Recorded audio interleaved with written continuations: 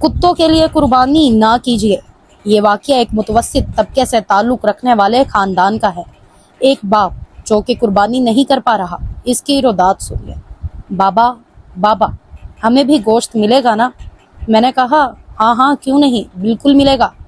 لیکن بابا پچھلی عید پر تو کسی نے بھی ہمیں گوشت نہیں دیا تھا، اب تو پورا سال ہو گیا ہے گوشت دیکھے ہوئے بھی۔ میں نے بڑے پیار سے سمجھایا، بیٹا اللہ نے ہمیں بھوکا تو نہیں رکھا۔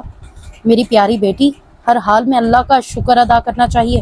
میری بیٹی پھر بولنے لگی، ساتھ والے انکل قربانی کے لیے بڑا جانور لے کر آئے ہیں اور سامنے والے چاچا اقبال بھی تو بکرا لے کر آئے ہیں۔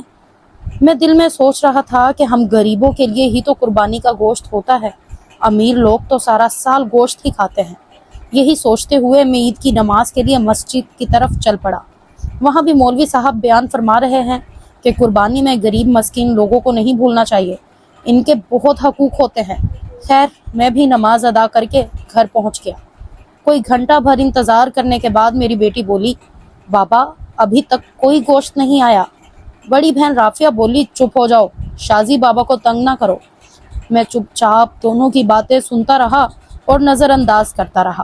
کافی دیر کے بعد بھی جب کہیں سے گوشت نہیں آیا تو شازیہ کی ماں بولی، سنیے، میں نے تو پیاز ٹماٹر بھی کاٹ دیے ہیں لیکن کہیں سے بھی گوشت نہیں آیا، کہیں بھول تو نہیں گئے ہماری طرف گوشت بھجوانا، آپ خود جا کر مانگ لائیں۔ میں نے حیرانی سے اس کی طرف دیکھا کہ یہ کیا عجیب بات کر رہی ہے۔ میں نے نرمی سے کہا، دیکھو شازیہ کی ماں، تمہیں تو پتہ ہے آج تک ہم نے کبھی کسی سے نہیں مانگا، اللہ کوئی نہ کوئی سبب پیدا کرے گا۔ دوپہر گزرنے کے بعد شازیہ کے بار بار اصرار پر پہلی دوسری گلی میں ایک جاننے والے ڈاکٹر صاحب کے گھر گئے۔ بیٹی کا مایوسی سے بھرا چہرہ برداشت نہیں ہو رہا تھا، اس لیے مجبوراً اس کو ساتھ لے کر چل پڑا۔ ڈاکٹر صاحب دروازے پر آئے تو میں بولا، ڈاکٹر صاحب میں آپ کا پڑوسی ہوں، کیا قربانی کا گوشت مل سکتا ہے؟ یہ سننا تھا کہ ڈاکٹر صاحب کا رنگ لال پیلا ہونے لگا اور حقارت سے بولے، پتہ نہیں کہاں سے آ جاتے ہیں گوشت مانگنے۔ تڑاک سے دروازہ بند کر دیا۔ توہین کے احساس سے میری آنکھوں میں آنسو آ گئے، لیکن بیٹی کا دل نہ دکھے، آنسوؤں کو زبردستی پلکوں میں روکنے کی کوشش کرنے لگا۔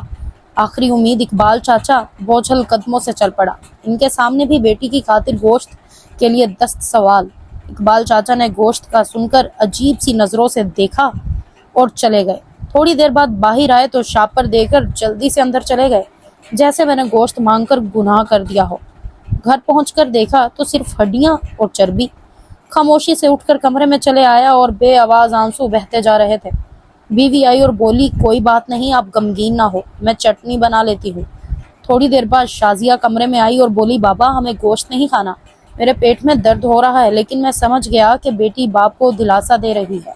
بس یہ سننا تھا کہ میری آنکھوں سے آنسو گرنے لگے اور پھر پھوٹ پھوٹ کر رونے لگا۔ لیکن رونے والے میں اکیلا نہیں تھا، دونوں بچیاں اور بیوی بھی آنسو بہا رہی تھیں۔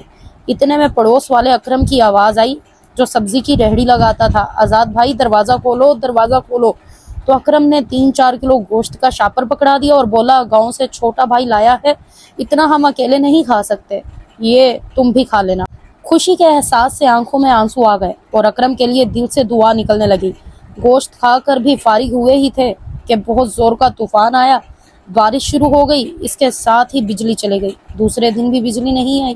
پتہ کیا تو معلوم ہوا ٹرانسفارمر جل گیا۔ تیسرے دن میری بیٹی شازیہ اور میں باہر آئے تو دیکھا کہ اقبال چاچا اور ڈاکٹر صاحب بہت سا گوشت باہر پھینک رہے تھے جو بجلی نہ ہونے کی وجہ سے خراب ہو چکا تھا اور اس پر کتے جھپٹ رہے تھے۔ شازیہ بولی، بابا کیا کتوں کے لیے قربانی کی تھی؟ وہ شازیہ کا چہرہ دیکھتے رہ گئے۔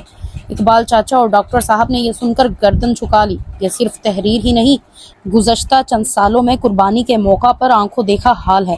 خدا را احساس کرے غریب اور مسکین لوگوں کا جو آپ کے آس پاس ہی رہتے ہیں۔